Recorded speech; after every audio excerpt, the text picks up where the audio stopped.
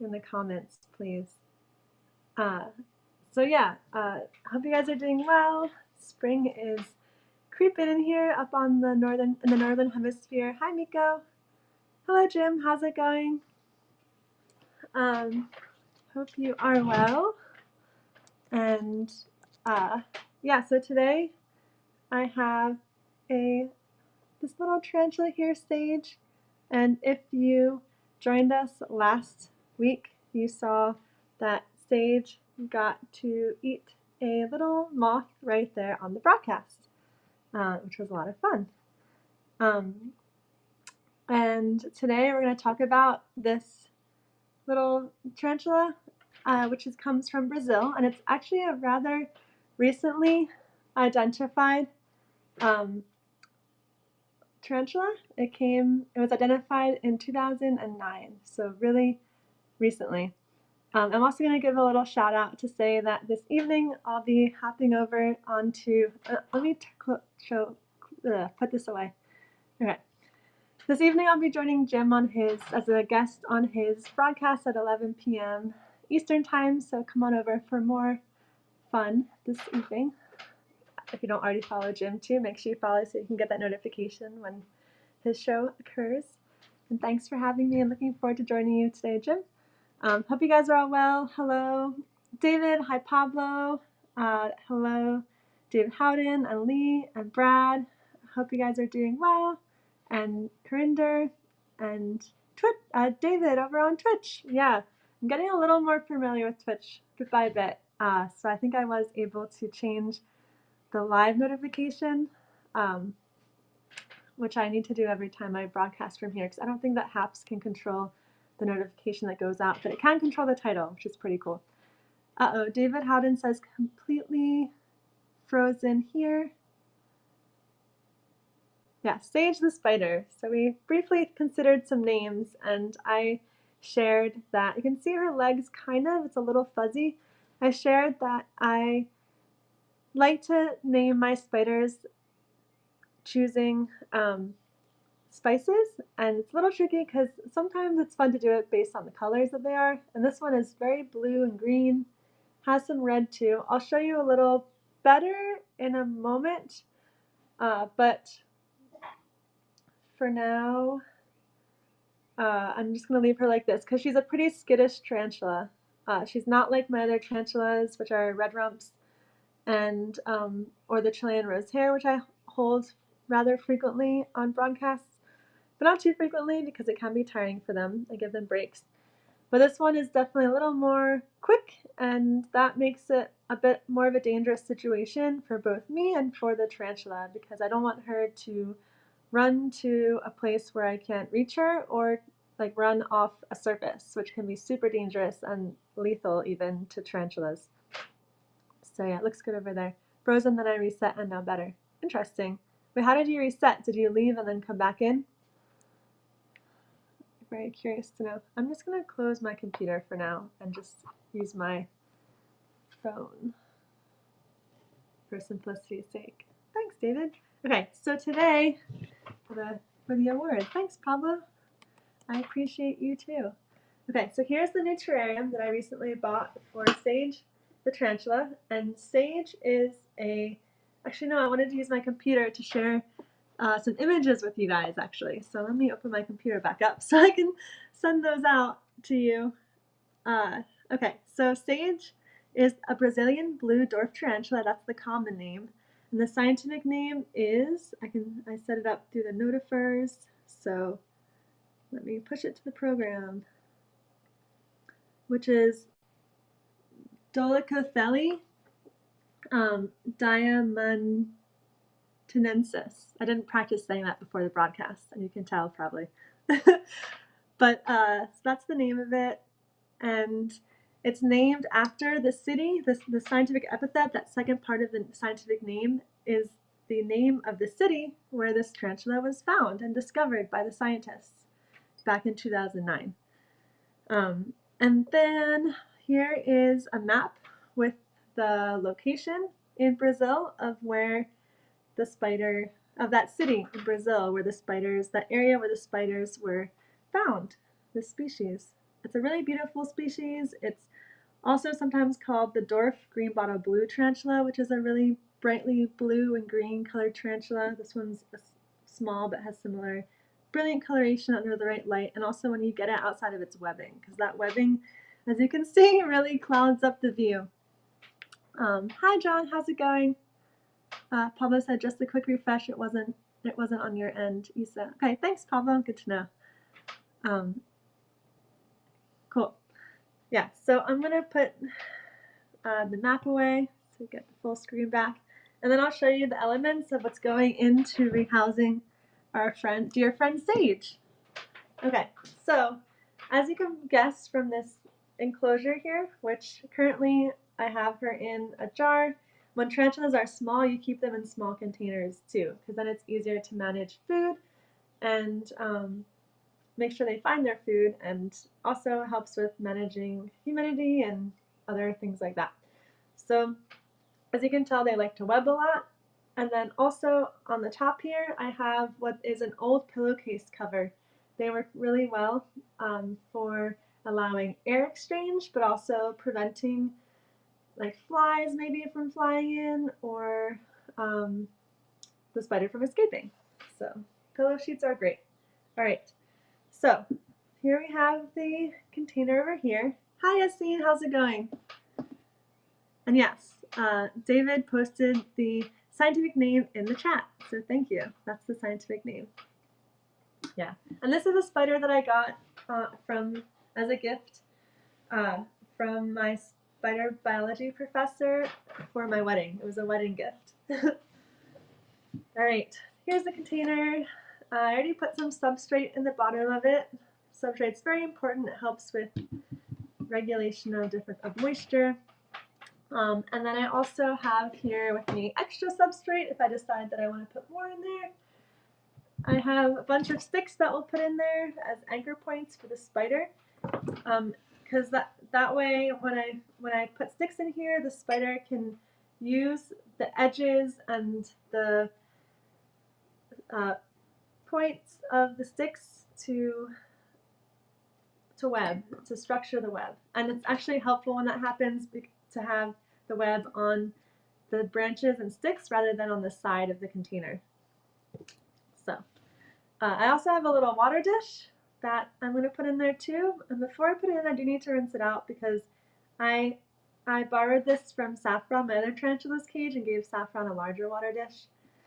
And I also got this plank of cork, which I'll put in there too. I also took this from Saffron's cage. Saffron was not really using it, so I hope Saffron, the red-rumped tarantula, will not mind. And then I also took this from Fluffy's cage. Fluffy, the tarantula, there's a terrarium plant in his cage, that started growing a lot, and it even started rooting in different parts of the vine, so very convenient, very helpful. I'll be putting some in here as well to help freshen it up. Okay, so let's see who else joined in here and is saying hello. Sal, hello. This is your first ever comment on this HAPS thing. Super glad to have you here. Welcome. Yeah, welcome. If you have any questions as you navigate HAPS, please shoot me a message and I can see where I can help you. Also, I want to say that I didn't see this on the phone, but seeing it on my computer, I see that David italicized the scientific name of Sage the tarantula, and that is a beautiful detail. That's what you do in the scientific world. Scientific names are italicized, so that's very proper to have written it that way. Thank you. Attention to detail. And also thank you for the award. Supporting Women Award. Thank you. Hello, Chris. How are you doing? How are you doing? Are you guys enjoying the turn of the seasons? It's definitely really hard to get all of these things in frame just on my phone, but let's try that a little more. Hi. Let's try a little more. Okay. Let's try that. I'll have to fiddle around more and see what works well. Usually it's not even an issue to get so much in the frame because we're looking at little things, so it's a different situation for me. Okay, perhaps before we start, we can see if we can get a look at the spider. Um, I am a little fearful of her because she's a very skittish spider, but we'll see. We'll see. We'll see if I can open this and she'll be chill. Wow, you really can't even see down at her because of how webbed this is. Look at all that webbing. So cool. Ooh. It's like a whole other world in there. Can you imagine being small and wandering and walking through all that webbing? It definitely reminds me of Doctor Who. And good point, David. It's really awesome that HAPS allows us to italicize words. That was not on Periscope. So, is HAPS the new Periscope, asks Sal. I say yes, but a better and improved because they have some really cool options that Periscope didn't have, and a really engaged team, which has been really awesome too. So, username over on Twitter or Periscope asks, "Does the dwarf have big fangs?" They have. I'd say their fangs are proportional to their size. I don't know, but I'm not sure we'll get a very great view of this spider because of all this webbing. And I'll see if I can get her out, but not super promising. So that's the tricky thing about showing live animals on broadcasts, is that it's really not very, you don't know what the animal's going to do. So, but yeah. Okay, so I'm going to put this in here for her. I think I'll put it this way. Okay. And then I think this is a really nice piece because it has all those different, has a lot going on. It has some lichen on it, which is pretty cool, adding some species to the terrarium here, and has all these different branches sticking out, little tiny crevices and whatnot. So I'm definitely going to include that. I'll put that one going this way. I should probably close this top before I forget. Okay. Let's try that. Secure the top. Secure the fortress. Okay. The screen looks so busy. Is that because, oh, the screen at the top there? You're watching from HAPS.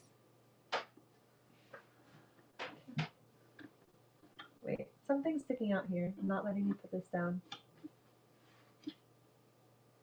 All right, so some other things about this tarantula is that it's very, maybe, is this backwards? It's backwards, that's why it wasn't working. There we go. This tarantula also is very unique because I'd say most tarantulas from the New World, aka the Americas, have urticating hairs, which on their abdomen, they have these hairs on the top, which they use their hind legs to flick off the hairs and to scare away. I guess I should put my head down more because of the banner at the top. How's this? Let me just adjust a little more. I'll just bring it closer. Hi. Okay.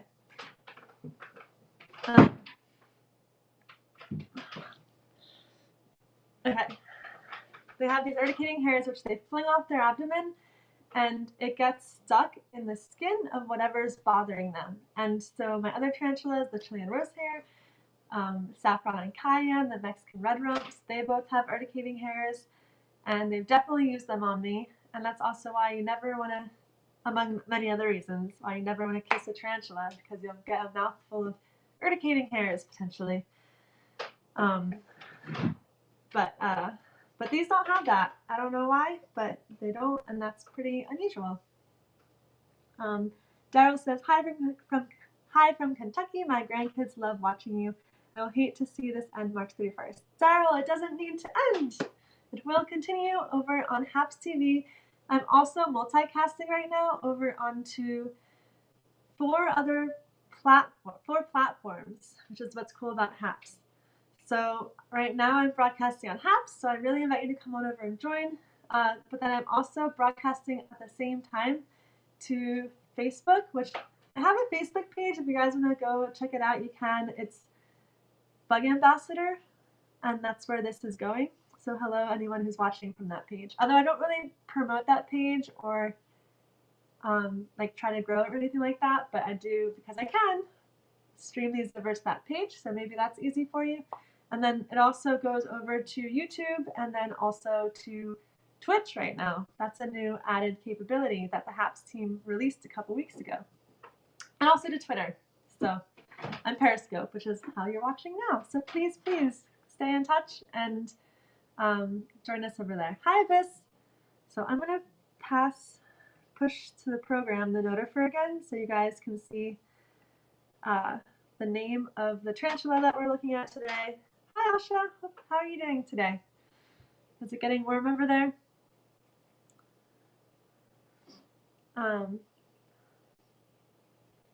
Yeah. Oh, David, thanks for being so versatile and hopping over to send that note to Daryl. Deanna, how are you doing? Good to see you. Okay. What kind of bug you got now? So this is the Brazilian Blue Beauty, and we're putting it into a new home. So there's a couple different ways I can transfer it to its new home. I can oftentimes, if I wasn't doing a broadcast, for example, I would just set up the home and then put this container right into the new container because it's bigger, it has the space. That way the spider can have its little safety hole, little safety space, be very comfortable in its enclosure here, while being able to expand its range and go in and explore the new space. I am very curious to get the spider out so you can see her, so I will try to tease her out, but I'm going to tease her out after I put this into the new cage. So I'm going to go do that now. I will adjust the camera so you guys can see more. Right. I need like a really short chair so that I can. Is there any stool around here? We don't have any stools. That's okay. Oh, maybe I can sit on the ball over there. But I think the balls are really, really tall too. Oh well. I'll just go like this. Hi everyone. I feel like I have to whisper if I lean down like this. Okay. Here's the water bowl, so I'll put that in there too, and I'll fill it later. I don't need to fill it now. Okay. And then I also have one other thing to do, which is putting these sweet gum things in there just for fun. A little enrichment in the environment. And then I also have these plants that I will plant in here too for some freshness and some other forms of life to entertain and enrich the environment for our dear tarantula friend. All right, put this over there, this over here, and I'll show you what it looks like now. Hold on. Flip the camera. Here's the situation. And there's Mika over there. Hi, Mika, the cat. Enjoying the sunlight. So here's the terrarium. And so now I'm going to see about teasing out our spider friend so we can take a closer look at her and say hello. And to do that, I think I will actually use this spider ball to tease her out. Siam, welcome. I hope you're doing well. Doing okay, very cold. Yeah, it's flurried here today, but now the sun is shining bright, which is awesome, and I can't wait to do broadcasts in the spring when the bugs really are like getting out there into the world and flying around. Oh, thank you. Dan is adding some enrichment to the chat, saying that urticating hairs, Latin for nettle, stinging nettle plant, and are the genus Urtica. Oh, that's right. So plants, there are some plants that have urticating hairs, which are very similar in function as the tarantula. It's a convergent evolution. So it's a very, very successful thing to have as a defense. And so different organisms have come to have hairs or seedy for the plants that have a similar function, have barbed, or have ends that just get into skin and cause irritation. So, David says, do Facebook comments appear on the half speed? I haven't been able to work it out on my own broadcasts. Great question. I actually don't know because, like I said, my Facebook page, Bug Ambassador, it's not super active. So people mostly just like the things that I post there, and I don't get, so I don't know, but I live in Ann Arbor in the spring. Oh yeah, where are you located again, Abyss, and what has brought you here to Ann Arbor? Okay, so here we go. I'm gonna try to tease our little friend out to say hello. I might have to turn this a different way because it's not stable this way. Okay, let's try that. Let's try, oops, let's try that. Okay, so here we go.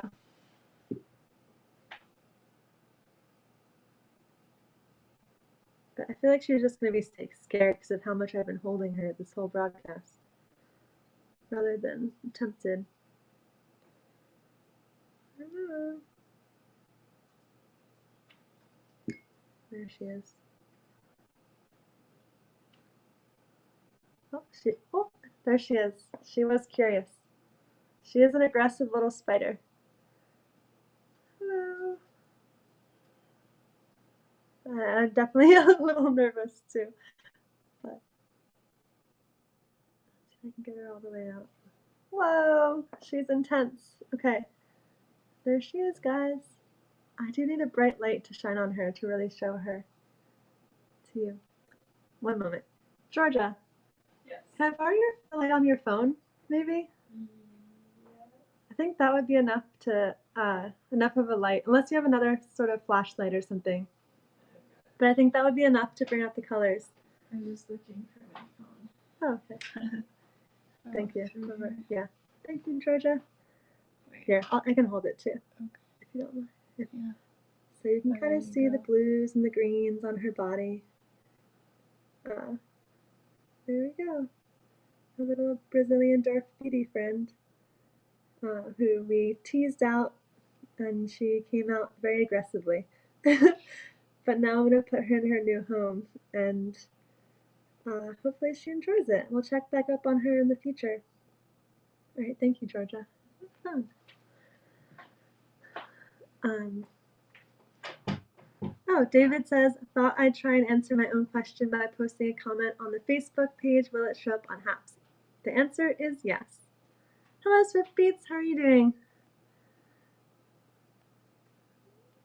Hello, Kevin, over in Sacramento. Thanks, Frank, for the Mona Lisa. Yeah, here's the portrait of our spider friend.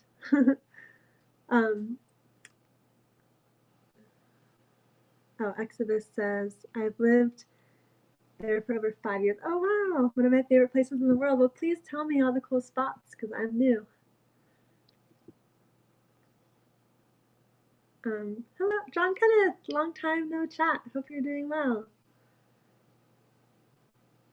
Terrence, hi. How's it going? Right, I'm gonna do a macro lens view so we can take a look.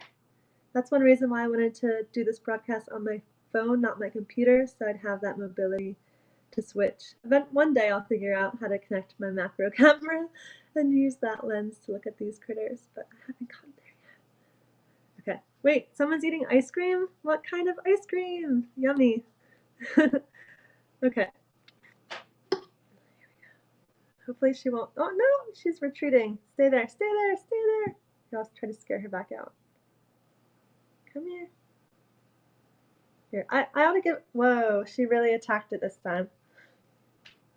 I don't know if you guys can see from the top there, but let me flip the camera. There she is. Hi. Hello, angry spider. But angry for a good reason, because we're poking her. Glad to hear Swift Beats. I loved your the music you were playing with Pablo's Rainscape, I'll call it. All right, macro lens is going on for a closer view. So one moment as I put that on, we'll zoom in and say hello.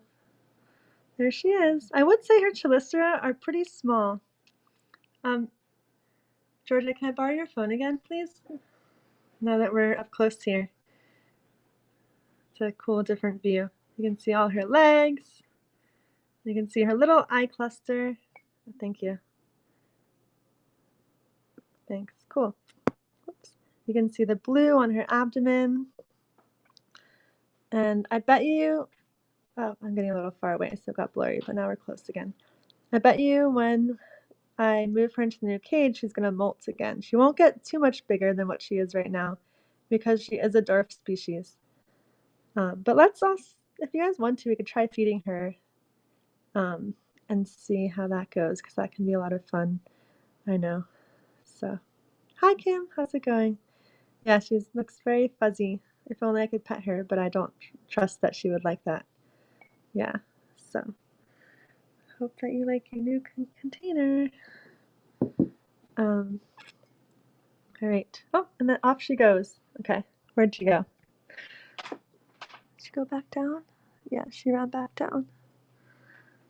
Okay, yeah, there she. Oops, sorry guys for the camera view. There she is. She's back in the container. So I think we'll leave her alone now, so we don't scare her and stress her out too much. But I am gonna put her into the enclosure so that she can come out and explore sometime soon. I'll go like that. So it looks kind of weird, I suppose, but sideways in there, but I gotta place it in there any way I can. So let's see, maybe I can turn it a different way. It's limited space and this jar is pretty big for the size. So I'll start with that and then I'm gonna take out that container completely at some point. And when I do, I'll probably scrape out everything that's in there and leave it in there because I don't know how much tarantulas do that, but many spiders will recycle their silk. It's a resource that takes energy, and so especially with orb weaving spiders, sometimes you can even watch them as they melt the silk again, like with their digestive enzymes, and slurp it up. It's pretty cool to see. Cool. Cool. All right. Oh, Music Medic says, my 7-year-old says, put in the food. Okay. All right. I'll do it. And we'll see if she likes it or not. I'm easily convinced there. All right. I have to go get the food from the fridge. It's going to be one of a little moth larva. So.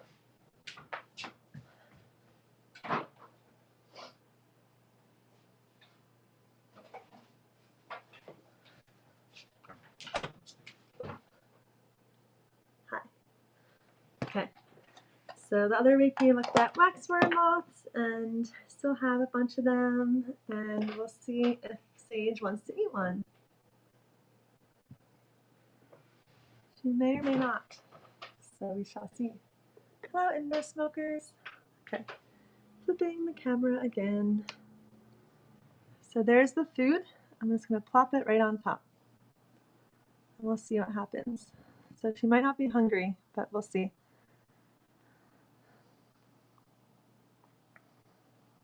And also our subject, the food prey item is very cold, so it might take a moment for it to wake up and move around enough to attract the spider's attention.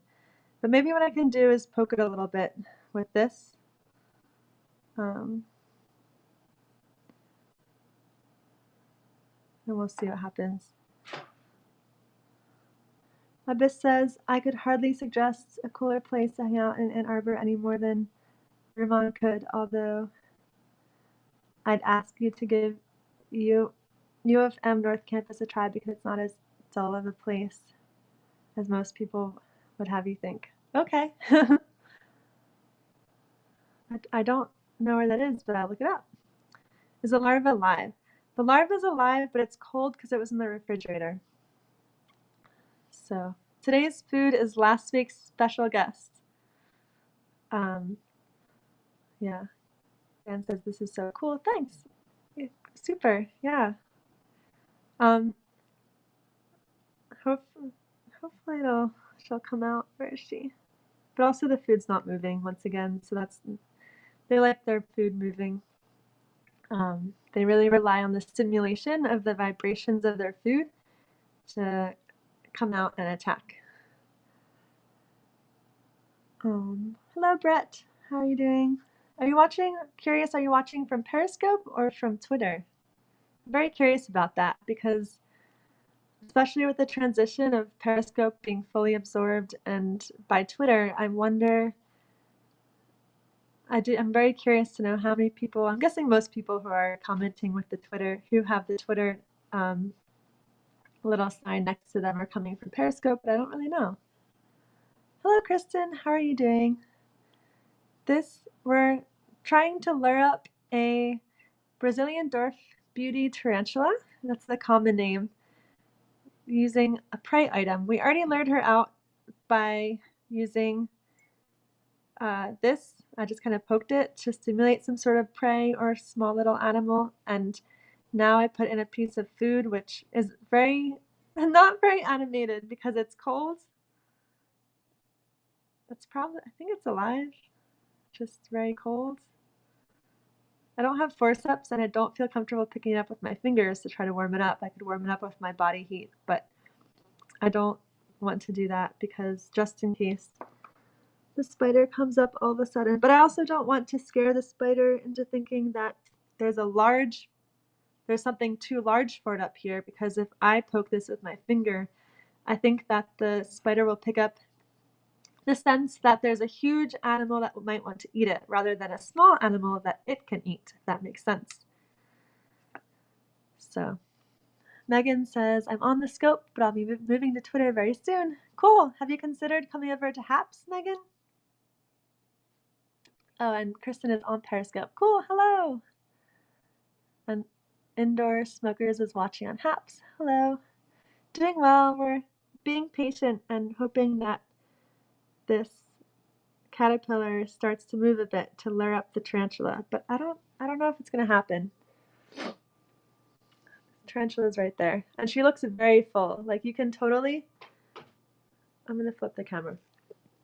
Like you can tell when a tarantula is hungry usually because its abdomen gets smaller and smaller and skinnier, and so it's very helpful. It's very helpful as someone who takes care of tarantulas that can help with figuring out when it's time to feed a tarantula when they've had enough food.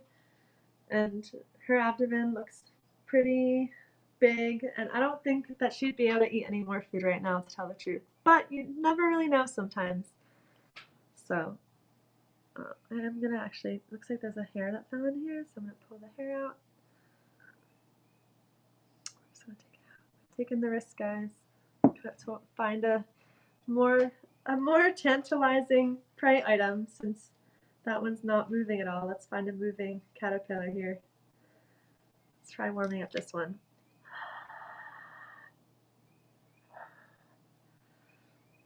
David's now on Twitter. Hello! And the larva is gone from special guest to food. What an honor! That's right! Most guests, that doesn't happen to most guests, I can tell you that. Okay. Hopefully this helps warm it up. Brett says, hi, Isabel. I'm watching from the scope, hoping it's saving data. Yeah, actually I do. Saving data in what way do you mean? Out of curiosity. And thank you, David, for the support. And Indoor Smoker says, do they wrap up prey to save it for later? Actually, that's a great question, because I have had a couple of tarantulas that have done that. And I also wonder if they might do that because some prey are able to hurt them. Like you have to be really careful about giving your tarantulas crickets, because if they're not ready to eat the crickets, if they're going to molt soon or something like that, there have been tragedies where the crickets have eaten the spider. So you do have to be careful with that sort of thing. And so I think for that reason, sometimes I suspect, I don't know, I don't have concrete like knowledge or confirmed information about this, but sometimes I wonder if some of the tarantulas will kill it and kind of save it for later, and maybe partially to also just get rid of that potential threat. But it's definitely happened with Cayenne, my one tarantula Cayenne. I gave her like a bunch of crickets and she ate like 2 of them, but the 3rd one she bit, but then she didn't really eat it and she kind of just webbed it up and it stayed in a part of the cage, which I think she ate later. Isa warming up a larva for her pet spider Sage. What else? Where else can you see this? That's right, exclusive content you can find nowhere else in the world. Esri asks, hi Esri, how are you doing today? Do spiders sleep? That's a really great question. I don't really know how that works with spiders. They definitely do a lot of resting, and if they sleep, most of them are nocturnal, so they rest and they're inactive during the day. I think what's confusing about understanding how I'll say the answer is yes. The confusing thing about thinking and observing them sleeping is that they don't have eyelids like we do. So like we mammals, it's very clear when we're sleeping because our eyes are closed. And that's like a really big sense of ours. And we power that down and we're sleeping. But they don't have eyelids, so it's hard to say. And also, they don't really rely on vision the way that we do, since they use vibration a lot. That's their main sense. But cool question. Thanks. Scope doesn't seem to use as much data. I've suspected that too, Brett. It's actually a good thing to bring up, and I'll ask. We can ask the community managers at HAPS, Peter and Pablo, about that, because I've suspected that too, but I haven't done tests on that too. But I know that sometimes it causes my phone to heat up more than Periscope did. But the good thing though is that with Periscope, let me see how the larva is doing.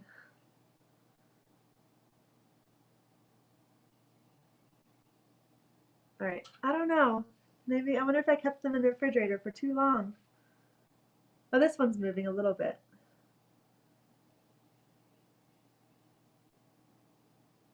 I think this one might be good. Abyss says, sleep is more ubiquitous among multicellular organisms. Even jellyfish sleep. It's fascinating. Totally. Yeah. Oh no. David says, indeed, one HAPS broadcast killed my data allowance about a double scope. Yikes. Yeah, that happened. I ran out of data in December. And I think it was because I was broadcasting on HAPS without broadcasting through a Wi-Fi, without Wi-Fi. But I wasn't sure. But the good thing I was going to say is that Periscope used to heat up my phone and to get more data, and then it got better. So I'm hopeful that the same will happen with HAPS. And plus, because I multi-broadcast other platforms, we could probably continue. If data is an issue for you, you can probably find me on those other platforms too. So, okay. Frank is asking, going even further and asking, what do they dream about? And do they daydream? Actually, I haven't used this feature yet, so I just used the present on the screen feature. So there you go. Question. Great question. Yeah. And the answer is I don't know, but it would be really cool. I'll see if I can find someone who studies that in the insect realm.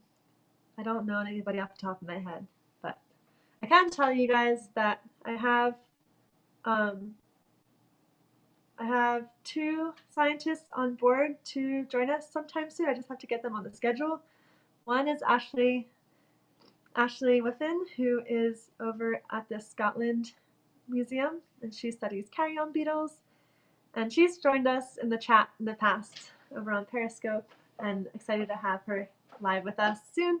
And then also Darko Cortez, he studies smiley face spiders, and he's a Chilean researcher who recently came out with a new, really interesting paper that we will chat about on the broadcast sometime soon. So heads up for what's on the horizon. Okay. What does it mean if humans dream about spiders? I don't know. I definitely am not a dream expert, but I feel like my impression is that a lot of what meaning comes out of dreams is like the feeling behind it too. But for me, a lot of what ends up in my dreams is like what I've been looking at or thinking about in like the last several hours before I fall asleep. Deanna says, if I'm ever on your side of the ocean again, I'd love to meet you and your spiders in person. Likewise, Deanna. I've never been to Europe yet, so I know someday, hopefully in the near future, I'll make it over there, and vice versa. It'd be great to meet you too. Oh, that's true too, Abyss. Abyss is saying that the whole data thing could be because HAP streams in HD. And yeah, the video quality for Periscope was not as good as the video quality here. And also I'm using the enhanced audio feature, which I need to use because I've noticed that not using the advanced audio feature, the quality of the audio is at a level that I don't like to listen to. So, okay. Dan says, I'll probably dream about spiders tonight, LOL, since I asked that. But hopefully it'll be a good dream about spiders, because this is hopefully a positive spider experience. Hopefully. Black-eyed frog. Hello. High five. Yes, come visit Europe. Yeah. I'll go talk about some Europe bugs. Also, Frank, I thought about you earlier today because one of the curators over at the Cincinnati Museum? I forgot which museum Lou was at. OCSU Museum. She shared a label that she was having trouble deciphering that is in German. So maybe I was like, maybe Frank knows what it says. Okay, Abyss says, oh great. Dan says, audio and video seem great to me here in this broadcast. Super. Abyss says, does human lymph have a natural propensity to arrest the proliferation of microbes like bacteria and viruses? That goes beyond what I know. So I need to brush up on my knowledge of the immune system of the insects. All right, maybe I did keep these in the fridge for too long. I don't know, it's hard to say. All right, I'll do a feeding in the future, so stay tuned, please. Or I'll also see if I can find the timing for when the feeding was during last week's broadcast, and I'll post that so it makes it really easy to find since I wasn't able to do it today, so sorry about that.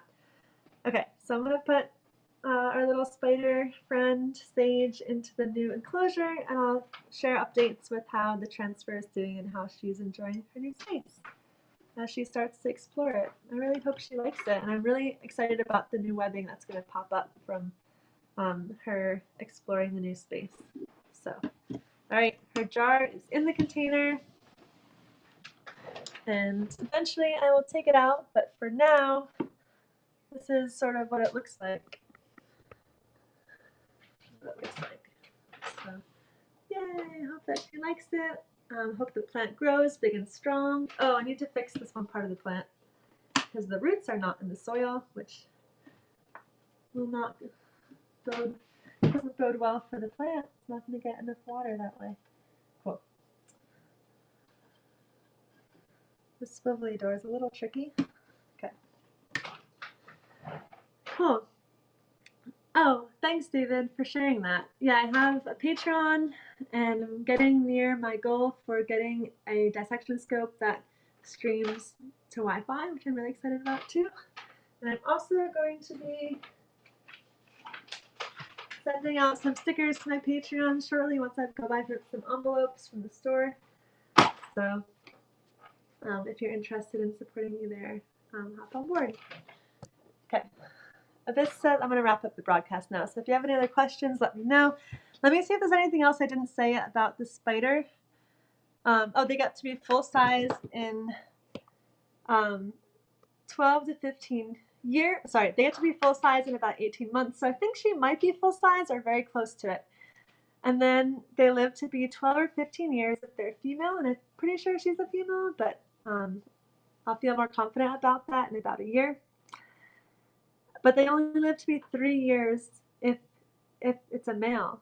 If the males of the species only live 3 years. And then once again, they're pretty new to the hobby realm, having entered into the hands of hobbyists, I suppose, like me, in 2012, after being discovered and described as a species in 2009. So Esri and I look forward to the updates. Super. I'll tag you over. Oh, are you going to come over to HAPS? Music Medic? Are you going to come over to HAPS? Because then I can tag you and tell you exactly where the feeding happened in last week's broadcast. Let me know. If you do, then make sure you say hello and let me know. Yeah. Thanks so much, David, for sharing that.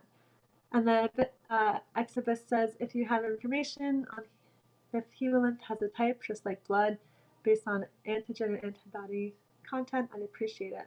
Super, yeah. I will let you know. And David says, I have a vague recollection that invertebrate immune systems operate quite differently to vertebrates, but beyond my knowledge too. Yeah, I think that, so once again, I'm super rusty, but I think that Malpighian tubules are involved. That's an organ that is unique, that we don't have, that they have, that I think helps with the processing.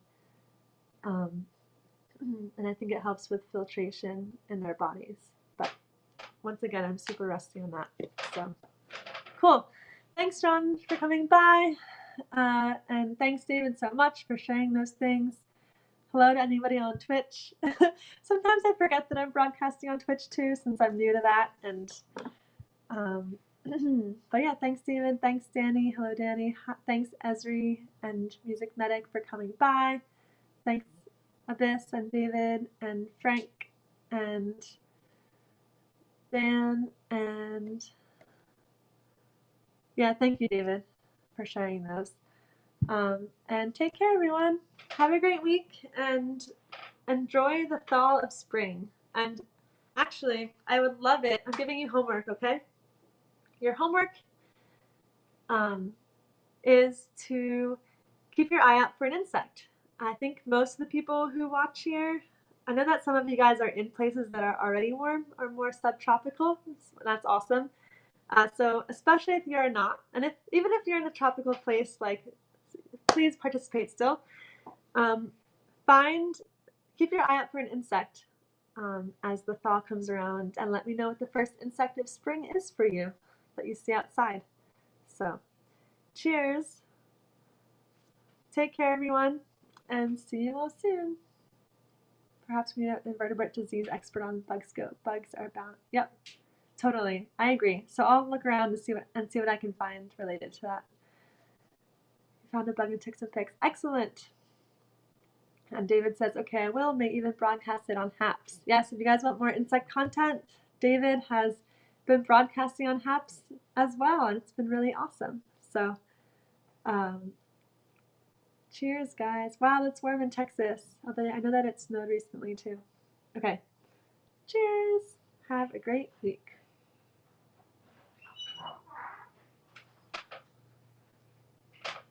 We have these. What just happened? I just pressed end, but now it says live.